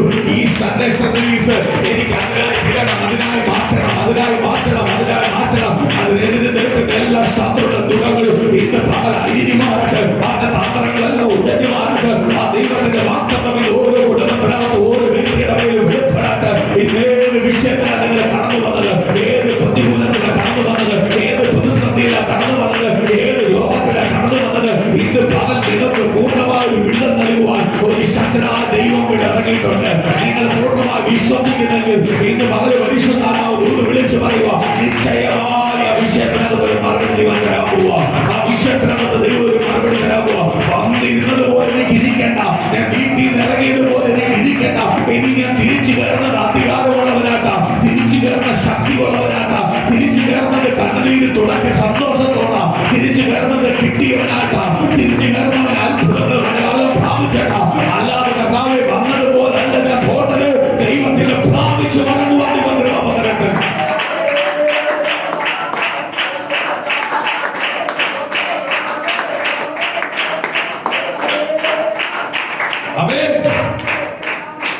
സ്തോത്രം, സ്തോത്രം, സ്തോത്രം. കർത്താവേ എനിക്ക് വന്നതുപോലെ പോകണ്ട. ഞാൻ വന്നതുപോലെ പോകാനല്ല ഇവിടോട്ട് വന്നത്. ഒന്ന്, ഞാൻ ആരാധനയ്ക്ക് വന്നത് സൺഡേ സർവീസിന്റെ മഹത്വം തിരിച്ചറിയ. നീ ആരാധനയ്ക്ക് വന്ന ഇതിനു വേണ്ടിയാ.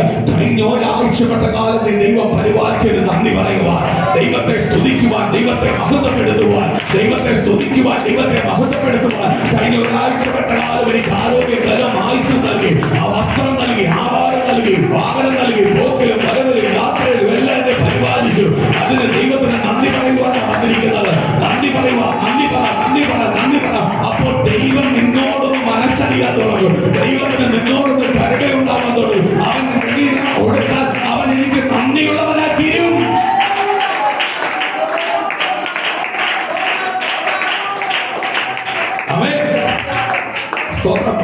ഞാൻ ഒരു കാര്യം പറയട്ടെ.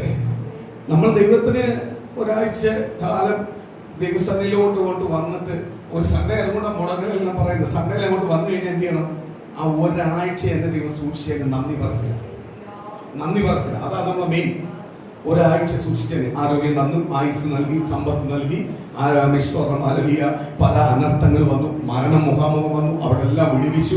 എന്റെ ദൈവം വന്ന് എനിക്ക് വരാൻ പറ്റിയല്ലോ, എനിക്ക് ദൈവസ്ഥാനിൽ വരാൻ പറ്റിയോ, ദൈവത്തിന് നന്ദി പറച്ചില്ല. സ്തുതിയും സ്തോത്രവും മഹത്വവും എല്ലാം ആർക്ക് കൊടുത്തോണ്ടിരിക്കുക? കർത്താവിന് കൊടുത്തോണ്ടിരിക്കുക. ഇത് കൊടുത്തോണ്ടിരിക്കുമ്പോൾ എന്ത് ചെയ്യുമെന്ന് അറിയാമോ? സ്വർഗം നിന്നെ നോക്കും. സ്വർഗം ആരെ നോക്കും?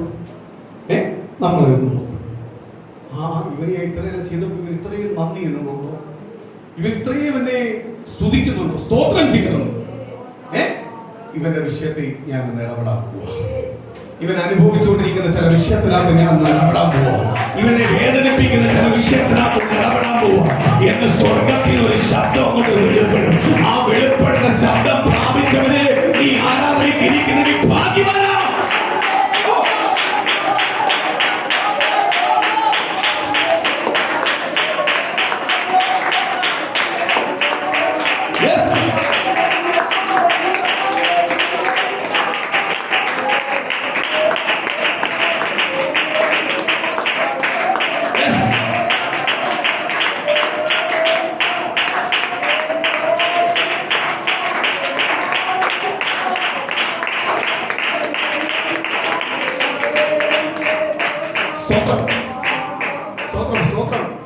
അപ്പൊ എന്ത് ചെയ്യും?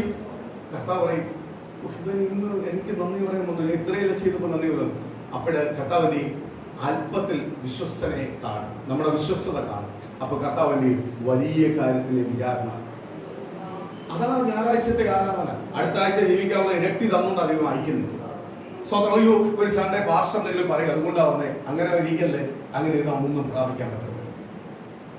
അതുകൊണ്ടാണ് ഞാൻ പറയുന്നത്, ദൈവഹിതമല്ലാതെ ആരെയും ദൈവം കൊണ്ടുവരത്തില്ല. കൊണ്ടുവന്നിട്ടുള്ള ദൈവത്തിന്റെ ഒരു പദ്ധതിയുണ്ട്. ഇന്ന് ഈ സോഷ്യൽ മീഡിയക്കകത്ത് ഞാൻ പലപ്പോഴും കാണാറുണ്ട്. സോഷ്യൽ മീഡിയക്കകത്ത് ഫേസ്ബുക്കിനകത്ത് സ്റ്റാറ്റസ് ഇടുന്ന വാട്സപ്പിനകത്ത് എല്ലാം ഞാൻ പലപ്പോഴും കാണാറുണ്ട്. അങ്ങോട്ട് തിരിഞ്ഞാൽ അവിടെ ഒരു ഫോട്ടോ, തിരിഞ്ഞു നിന്നാൽ ഒരു ഫോട്ടോ, നേരെ എടുത്തതിനകത്ത് ഫാമിലി ഫാമിലിയെ പിടിച്ച് നിർത്തുന്നു, കൊച്ചിനെ കൊണ്ട് നിർത്തുന്നു, ഭർത്താവിനെ നിർത്തുന്നു, ഭാര്യയെ നിർത്തുന്നു. അങ്ങോട്ട് തീർത്ത് ഫോട്ടോകളില്ല. ഇത് ഇടുന്നത് എന്തിനു വേണ്ടിയാണ് അറിയാമോ? എന്തിനു വേണ്ടി എഴുതുന്നത്? സ്റ്റോറി ഇടുകയും എന്തോ ഇതിന്റെ ഉദ്ദേശം എന്തോ, എഴുതുന്നതിന്റെ ഉദ്ദേശം എന്തോ? ഓക്കെ, ക്യാമറ ഉണ്ട്, പൈസ ഉണ്ട്, അതുകൊണ്ട് അവരോട് സ്ഥലത്ത് പോയി ഇടുന്നതെന്നാണോ? ഞങ്ങൾ ഭയങ്കര ഹാപ്പിയായിട്ട് ജീവിക്കുന്നു, ഞങ്ങൾ കുടുംബമായി അടിച്ചു പോയിച്ച ജീവിക്കും. ചെന്ന് നോക്കിയാൽ മതി, വട്ട കൂലിയായി. ഫോട്ടോ ഇടുമ്പോൾ മാത്രമുള്ള ചിരിയുള്ളൂ, അത് കഴിയുമ്പോഴുള്ള ചിരിയൊന്നും കാണും. വല്ലപ്പോഴും ഫോട്ടോ ഇടണം, നല്ലതാ. വല്ലപ്പോഴും എല്ലാം എവിടെയെങ്കിലും എല്ലാം ഇറങ്ങുമ്പോൾ കുടുംബമായിട്ടൊരു ഫോട്ടോ എല്ലാം ഇടണം. നമ്മൾ ചത്തിട്ടില്ല, ഇവിടെ ഉണ്ടെന്നെല്ലാം അറിയിക്കുന്നത് നല്ലതാണ്. അതിനെല്ലാം എനിക്ക് ഭയങ്കര ഇഷ്ടമാണ്. വല്ലപ്പോഴും ആണ്ടിൽ അമ്പലത്തിലെല്ലാം ഇടണം, ഒരു ഫോട്ടോ എല്ലാം ഇടണം. എനിക്ക് ഫോട്ടോ എടുക്കാൻ കഴിയും, ഞാൻ ചത്തിട്ടൊന്നുമില്ല, ഇവിടെ ഉണ്ട്, കണ്ടോ എന്ന് പറഞ്ഞെല്ലാം ഇടണം. ഇത് ഡെയിലി അങ്ങ് ഇടില്ല, ഡെയിലി അങ്ങ് ഇടുക. സ്തോത്രം. ഞാൻ കൂടുതൽ പഠിച്ചിട്ടുണ്ട്. ഞാൻ കൂടുതൽ വരെ പഠിച്ചതെല്ലാം വട്ടപൂജ്യം. ഇത് വേറെ പരിപാടി എന്തുവാ? ഈ സമയങ്ങളിൽ നീ ദൈവത്തിന് സന്നിധി സമർപ്പിച്ചുള്ളൂ. ഈ കാണിക്കുന്ന വലിയൊരു ആവേശം, ബുദ്ധി ഉണ്ടല്ലോ, മറ്റുള്ളവരെ അമ്മയെ അടിച്ചിടാനുള്ള ഒരു ബുദ്ധി ഉണ്ടല്ലോ, അതങ്ങോട്ട് മാറ്റി വെച്ചിട്ട് ആ സമയം നീ ദൈവത്തോടൊന്ന് പ്രാർത്ഥി. നിന്റെ കുടുംബത്തിനകത്ത് ഉയർച്ച സമാധാനം തരുന്ന യേശു ഇറങ്ങി വരും. ദൈവത്തിനെ ആയിരിക്കും, ദൈവത്തിനെ അനുഗ്രഹിക്കും.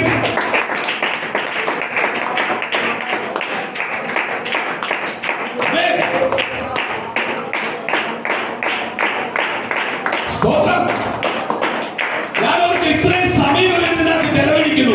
ഈ സമയത്തിന്റെ പകുതി വരെ ദൈവം വിടുതൽ കൊടുക്കാൻ, ദൈവം അത്ഭുതം ചെയ്യാൻ.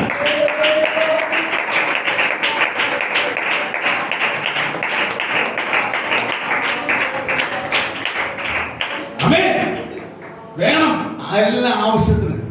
ഞാൻ ഓർക്കും, ഇത്രയും മണിക്കൂർ കൊണ്ട് ഒരു 2 മണിക്കൂർ അത് നമ്മൾ നോക്കിക്കഴിഞ്ഞാൽ 15 ഓട്ടം വരും. സ്തോത്രം, സ്തോത്രം. ഇതെല്ലാം വേണം വേണ്ടാന്നൊന്നും ഞാൻ പറയുന്നില്ല, ആവശ്യത്തിന് എടുത്തു. സ്തോത്രം. ഇതിന് ചെലവഴിക്കുന്ന ചില സമയം നീ ഒന്ന് മാറ്റിവെച്ചൊന്ന് പ്രാർത്ഥിച്ചു നോക്ക്.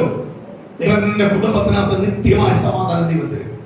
നിന്റെ കുടുംബത്തിന്റെ ആവശ്യങ്ങളിൽ ദൈവം അത്ഭുതത്തിൽ ദൈവം നിന്നെ അനുഗ്രഹിക്കും. ഒരു വാക്യോട് വായിക്കാം. സ്തോത്രം. ഹല്ലേലൂയ. മത്തായി സുവിശേഷം 12-ാം അധ്യായത്തിനകത്ത്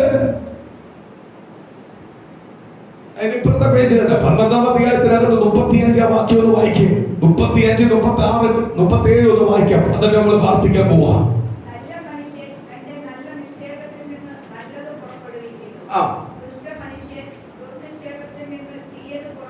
സ്തോത്രം. നീ സമാധാനം കണ്ടെത്താൻ നോക്കുക. നാട്ടുകാരെ കൊണ്ട് പറയട്ടെ, നാട്ടുകാരല്ല നിന്റെ സമാധാനം പറയേണ്ടത്, നാട്ടുകാരല്ല നിന്റെ സമാധാനം കണ്ടെത്തേണ്ടത്.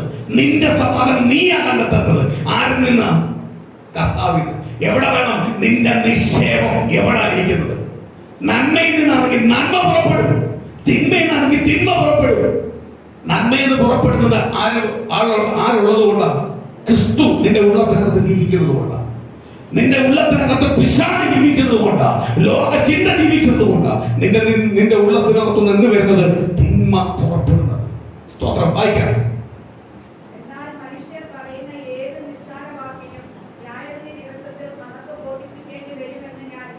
സ്തോത്രം.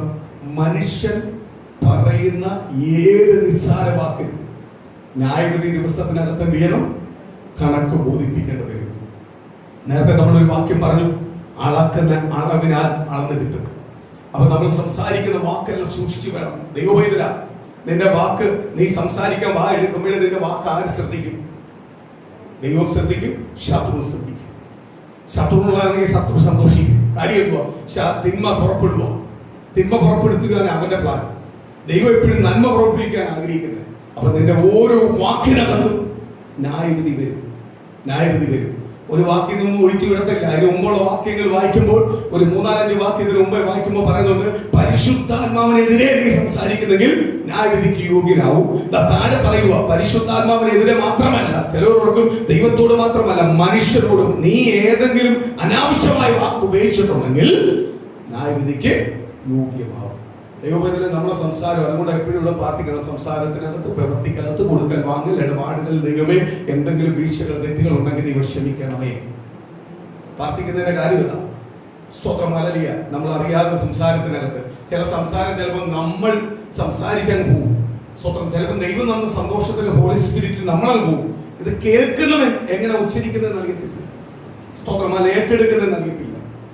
സ്തോത്രം. അതവൻ ദോഷമായിട്ട് ചിന്തിക്കുന്നെങ്കിൽ, ആത്മീയപരമായി നമ്മൾ സംസാരിക്കുന്നതിനകത്ത് ദോഷപരമായി ചിന്തിക്കുന്ന ദൈവം മാറ്റം കൊടുത്തോളൂ. അത് നിനക്ക് ഭാവമാകത്തില്ല.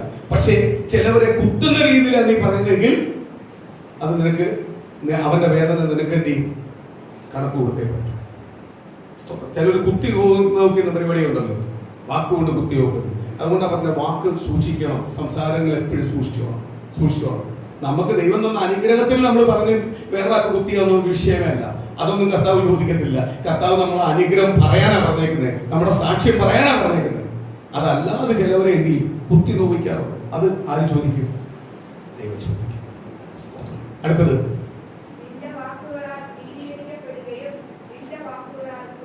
കണ്ടോ? നിന്റെ വാക്കുകൾ നീതീകരിക്കപ്പെടുകയും നിന്റെ വാക്കിനാൽ കുറ്റപ്പെടുകയും ചെയ്യപ്പെടും. സ്തോത്രം. അപ്പൊ ഒരു നാവിൽ നിന്ന് വരുന്ന ഒരു വാക്കിനാൽ നീതീകരിക്കപ്പെടുകയും ചെയ്യും, അതേപോലെ എന്ത് ചെയ്യും? കുറ്റപ്പെടുകയും ചെയ്യും. സ്തോത്രം. നിന്റെ നിക്ഷേപം, നിന്റെ കാഴ്ചപ്പാട് ആരുമായിട്ടായിരിക്കണം? ദൈവമായിട്ടായിരിക്കണം. ദൈവമായിട്ടുള്ള കാഴ്ചപ്പാടാണെങ്കിൽ നിന്റെ ഉള്ളത്തിൽ നിന്ന് എന്തുവരും? നന്മ പുറപ്പെടും. ദൈവമായിട്ടുള്ള കാഴ്ചപ്പാടില്ല എങ്കിൽ നിന്റെ ഉള്ളത്തിനകത്ത് എന്ത് വരത്തേ ഉള്ളൂ? തിന്മ വരും. അപ്പൊ തിന്മ വരുമ്പോൾ ഓർത്തോണം, അയ്യോ ഈ സംസാരം എനിക്ക് പറ്റിയതല്ല, ഈ സംസാരത്തിനകത്ത് അവകാശി വേറൊരാളാ, ആ അവകാശിയുടെ പൈതലല്ല ഞാൻ ഈ നീതിയുടെ പൈതല. കാര്യം എന്തുവാ? ഞാൻ സംസാരിക്കേണ്ടത് യേശു സന്തോഷിക്കുന്നത് സംസാരിക്കാവൂ, അതേ എന്റെ നാവിൽ നിന്ന് പുറപ്പെടാവൂ. അപ്പൊ നമ്മുടെ വാക്കും പ്രവർത്തിക്കാത്ത എല്ലാം ആരുണ്ട്? സ്വപ്നം. സഭയിലെ പാസ്റ്റർ ഉപദേശിച്ച് ദൈവത്തിന്റെ വചനം പറയുന്നു പറഞ്ഞു, സഭയിലെ ദൈവമക്കൾ പറയുന്നു പറഞ്ഞു, ഗുണ്ടകളെ കൊണ്ട് ഒരു നല്ല പരിപാടി, കീഴ്പ്പെടുക പറയുക. നീ എവിടെങ്കിലും ഭയപ്പെടുന്നെങ്കിൽ ഒറ്റയെടുത്ത ഭയപ്പെടേണ്ട ദൈവസന്നിധിയാണ്. ഒരു കാര്യം ഞാൻ എപ്പോഴും പറയുന്നു, നിങ്ങൾ ഭയപ്പെടേണ്ടത് ആരെടുത്ത? ദൈവസന്നിധിയാണ്, ദൈവസഭയാണ്, ദൈവദാസനെയാണ്. നിശ്ചയമായി നിങ്ങൾ കുടുംബം അനുഗ്രഹപ്പെടും. ആദ്യം നിങ്ങൾ ഭയപ്പെടേണ്ടത് ദൈവസന്നിധി, ദൈവസഭയെ. അത് കഴിയുമ്പോൾ ദൈവദാസനെ ഭയപ്പെട്ട് ദൈവവചനത്തിന് കീഴ്പ്പെട്ടാണോ പോന്നെങ്കിൽ നിശ്ചയമായി നിങ്ങൾ കുടുംബം അനുഗ്രഹപ്പെടും. നിങ്ങൾ ലോകത്തെ ലോകാധികാരിക്കല്ല ഭയപ്പെടേണ്ടത്. അവരെ പലപ്പോഴും പല രീതിയിൽ അവർ സംസാരത്തിന് പല രീതിയിൽ അവർ അവസരം അനുസരിച്ച് അവർ മാറിക്കൊണ്ടിരിക്കും. പക്ഷെ കർത്താവിന്റെ വചനം ഒരിക്കലും മാറത്തില്ല. കാലം മാറി എന്ന് പറഞ്ഞ് കർത്താവിന്റെ വചനം മാറത്തില്ല. ഇന്ന് പല പേരുകൾ ഉച്ചരിക്കുന്നുണ്ട്, പലരെ പേരിലില്ല വിളിക്കുന്നത്. സ്വന്തം അപ്പൻ എന്നും അപ്പൻ തന്നെ, ഇല്ലയോ? അപ്പനും അമ്മയും മാതാപിതാക്കൾ എന്നും മാതാപിതാക്കൾ തന്നെ, അല്ലയോ? സ്വന്തം ആ പേര് മാറിയിട്ടില്ല, അത് മാറിയിട്ടില്ല. കാലമെല്ലാം പരിഷ്കാരം ഉണ്ടായിട്ടുണ്ട്, പരിഷ്കാരങ്ങൾ പലതും വന്നിട്ടുണ്ട്, പക്ഷെ അത് മാറിയിട്ടില്ല. സ്തോത്രം, അത് മാറിയിട്ടില്ല. ഇന്ന് ചെറുപ്പക്കാർ, കൊച്ചു പിള്ളേർ വരെ ഇന്ന് മാധ്യമത്തിനകത്ത് എല്ലാം പേര് വിളിച്ച് സംസാരിക്കുന്നു, അല്ലയോ? സ്തോത്രം. എനിക്ക് ഇനി എതിർ നേതാവായാലും ഇനി ആരായാലും എനിക്ക് ഒരു പ്രായത്തിൽ ഇരിക്കുന്ന പൊസിഷനിൽ ഇരിക്കുന്ന ഒരു മനുഷ്യനെ ആവശ്യമില്ലാത്ത പേര് വിളിക്കുന്നത് എനിക്ക് ഇഷ്ടമല്ല. ചിലര് പറയാറുണ്ട്, സ്തോത്രം, പിണറായി വിജയൻ, ഒരിക്കലും ഞാൻ അതിനെ യോജിക്കത്തില്ല. അദ്ദേഹം ഒരു മുഖ്യമന്ത്രി സ്ഥാനത്തിരുന്ന ആളാണ്, അദ്ദേഹത്തിന് ഒരു പ്രായമുണ്ട്, അദ്ദേഹം ഇരിക്കുന്ന പൊസിഷൻ ഒരു വിലയുണ്ട്. നീ എത്ര വലിയ പൊസിഷൻ ഇരുന്നാലും അതിനെ റെസ്പെക്ട് ചെയ്ത് സംസാരിക്കാൻ പഠിക്കണം. ഞാൻ അങ്ങനെ ആഗ്രഹിക്കുന്ന ഒരു കാര്യമാണ്. സ്തോത്രം. എനിക്ക് സ്തോത്രം കമ്മ്യൂണിസ്റ്റ് പാർട്ടിക്കകത്ത് ഐസക് തോമസ് എന്ന് പറഞ്ഞൊരു സ്തോത്രം അല്ലെങ്കിൽ ഒരു സഖാവുണ്ട്. മന്ത്രിയായിട്ടിരുന്നിട്ടുള്ളതാണ് പണ്ട്. സ്തോത്രം, ധനമന്ത്രിയായിട്ടിരുന്നായിരുന്നു. സ്തോത്രം. പുള്ളിക്കാരൻ ഉമ്മൻചാണ്ടിയെയും അതുപോലെ മാണിയെയും എല്ലാം കുറിച്ച് പറയുമ്പോൾ പുള്ളി എപ്പോഴും പറയും മാണി സാറ്, ഉമ്മൻചാണ്ടി സാറ്, ഇങ്ങനെ പുള്ളി സംസാരിക്കുള്ളൂ. പുള്ളിയുടെ സ്റ്റൈൽ എനിക്ക് ഭയങ്കര ഇഷ്ടമാണ്, സംസാര സ്റ്റൈൽ എനിക്ക് ഇഷ്ടമാണ്. എന്ന് പറഞ്ഞാൽ പുള്ളിയല്ല എനിക്ക് ഇഷ്ടം, ആ സ്റ്റൈൽ എനിക്ക് ഇഷ്ടമാണ്. ഇന്ന് ചില ചെറുപ്പക്കാർ കൊച്ചു പിള്ളേരെ കൊണ്ട് വന്ന് പിണറായി വിജയൻ, ഇവന്റെ അപ്പൂപ്പനായിരുന്നു, ഇവന്റെ വീട്ടിൽ പേര് വിളിച്ചത്. ഇതൊരു മുഖ്യമന്ത്രിയാണ്. അതല്ല ഈ മാധ്യമമെല്ലാം, ഈ ന്യൂസ് ചാനലെല്ലാം പിണറായി വിജയൻ ഇങ്ങനെല്ലാം പറഞ്ഞത് ഇതെല്ലാം പുറത്തുനിന്ന് കൊണ്ടുവന്ന കുറെ സംസ്കാരമാണ്. ഇതൊന്നും നമ്മളെ നാട്ടിൽ നിന്ന് വന്നൊന്നുമല്ല. നമ്മുടെ നാട്ടിൽ എപ്പോഴും പണ്ടേ ബഹുമാനം ഉണ്ടായിരുന്നു. ബഹുമാനം, പ്രായമുള്ളവരെ ബഹുമാനിച്ച് ചേട്ടാ അല്ലെങ്കിൽ അച്ചായ അല്ലെങ്കിൽ സ്തോത്രം സാറേ എന്നെല്ലാം വിളിക്കുന്ന ഒരു ഇതുണ്ട്. തമിഴ്നാട്ടിൽ അതുണ്ട്. സ്തോത്രം. കുറെയെല്ലാം മാറിയിട്ടില്ല. ഇന്നിപ്പോ കേരളത്തിനകത്ത് അങ്ങ് പഠിച്ച് മാറിക്കൊണ്ടിരിക്കുക. പ്രായമുള്ളവരെ ബഹുമാനിക്കണം. സ്തോത്രം. ഞാൻ എപ്പോഴും സഭയ്ക്കകത്ത് പറയുന്നതാണ്, നമ്മുടെ കുഞ്ഞുങ്ങളെ എപ്പോഴും ബഹുമാനം പഠിപ്പിക്കണം. പ്രായമുള്ളവരെ എഴുന്നേറ്റ് കൊടുക്കണം, സ്തോത്രമാലനെ അവർക്ക് ഇരിക്കാൻ കൊടുക്കണം. പ്രൈസ്. അത് എപ്പോഴും നല്ലതല്ല, അല്ലയോ? നമ്മളൊരു വീട്ടിലേക്ക് ചെന്നു, ആ വീട്ടിൽ ഇരിക്കുമ്പോൾ ആ വീട്ടിൽ ഒരാൾ വന്നു, അത് പ്രായം കുറഞ്ഞ അവരുടെ പുതിയ നമ്മളൊന്ന് എഴുന്നേറ്റിരിക്കുന്നത് റെസ്പെക്ട് ചെയ്യുന്നത് നല്ലതാ. അവരുടെ വീട്ടിലാണ് നമ്മൾ ഇരിക്കുന്നത്. ചിലർക്ക് എവിടെ ചെന്നാലും ഇല്ല, കാലം വെച്ചിരിക്കും, ഇല്ലയോ? സ്തോത്രം. ആ സംസ്കാരത്തിലല്ല നമ്മൾ പറഞ്ഞത്. എന്ന് ദൈവം പറയുക, നീ അളക്കുന്ന അളവിനാൽ നിനക്ക് അളന്ന് കിട്ടും. അതേപോലെ പറയുക, നിന്റെ നിക്ഷേപം അല്ലെങ്കിൽ നിന്റെ സ്വഭാവത്തിനകത്ത് നന്മയുണ്ടെങ്കിൽ നന്മ പുറപ്പെടും. നിന്റെ നിക്ഷേപം നന്മയാണെങ്കിൽ നന്മ പുറപ്പെടും. എന്റെ മേൽ നിക്ഷേപത്തിനകത്ത് എന്തേ വരാവും? നന്മയെ പുറപ്പെടാവും. ആരാ എന്റെ ഉള്ളത്തിനകത്ത് ഇരിക്കുന്നത്? കർത്താവായ യേശുവാണ്. സ്തോത്രം. എല്ലാ ദൈവമൊക്കെ എഴുതിയ കർത്താവിന്റെ സ്ഥലത്തേക്ക് ഏൽപ്പിച്ചു കൊടുക്കാം. സ്തോത്രം. ഇന്ന് ഈ ആരാധനയ്ക്കകത്ത് ഇന്ന് പകൽ എന്റെ കുടുംബത്തിനകത്ത് ദൈവം ചില മാറ്റങ്ങൾ നൽകാൻ പോവാ. എത്ര പേർ വിശ്വസിക്കുന്നു? ഇന്ന് പകൽ എന്റെ കുടുംബത്തിനകത്ത് ചില മാറ്റങ്ങൾ തരാൻ പോവാ. എന്റെ തലമുറയിൽ ചില മാറ്റം തരാൻ പോവാ. എന്റെ കർത്താവ് ഇന്ന് എന്റെ മധ്യയിൽ ഇറങ്ങിയിട്ടുണ്ട്. എന്റെ കുടുംബത്തിനകത്ത് ചില മാറ്റങ്ങൾ നൽകി അനുഗ്രഹിക്കാൻ സ്വർഗ്ഗത്തിന്റെ ദൈവം ആഗ്രഹിക്കുന്നുണ്ട്. പൂർണ്ണ ഹൃദയത്തോടെ ഇന്ന് പൂർണ്ണ പകലിനെ പൂർണ്ണമായി ഏൽപ്പിച്ച് പ്രാർത്ഥിക്കുന്നെങ്കിൽ ഈ ഉപവാസത്തിന്റെ 14-ാം ദിവസം, ഈ ആരാധന ദിവസം, ഇന്ന് പകല് ചില കുടുംബത്തിനകത്ത് നിന്ന് ചില അത്ഭുതങ്ങൾ മാറ്റങ്ങൾ തരാൻ പോവാ. എന്റെ തലമുറയ്ക്ക് ഒരു മാറ്റം തരാൻ പോവാ. എന്റെ കുടുംബത്തിനകത്ത് ഒരു മാറ്റം തരാൻ പോവാ. എന്റെ വ്യക്തി ജീവിതത്തിൽ ഒരു മാറ്റം തരാൻ പോവാ. എന്റെ അത്ഭുതം, എന്റെ യേശുവിന്റെ അത്ഭുതങ്ങളോട് പകല് നടക്കാൻ പോവാ. എന്റെ യേശു എനിക്ക് വേണ്ടി ഇന്ന് പകൽ ഇറങ്ങിയിട്ടുണ്ട്. ഇന്ന് വിശ്വസിക്ക്. ഇന്ന് പകൽ ദൈവം ദൂത് നിവർത്തിക്കാൻ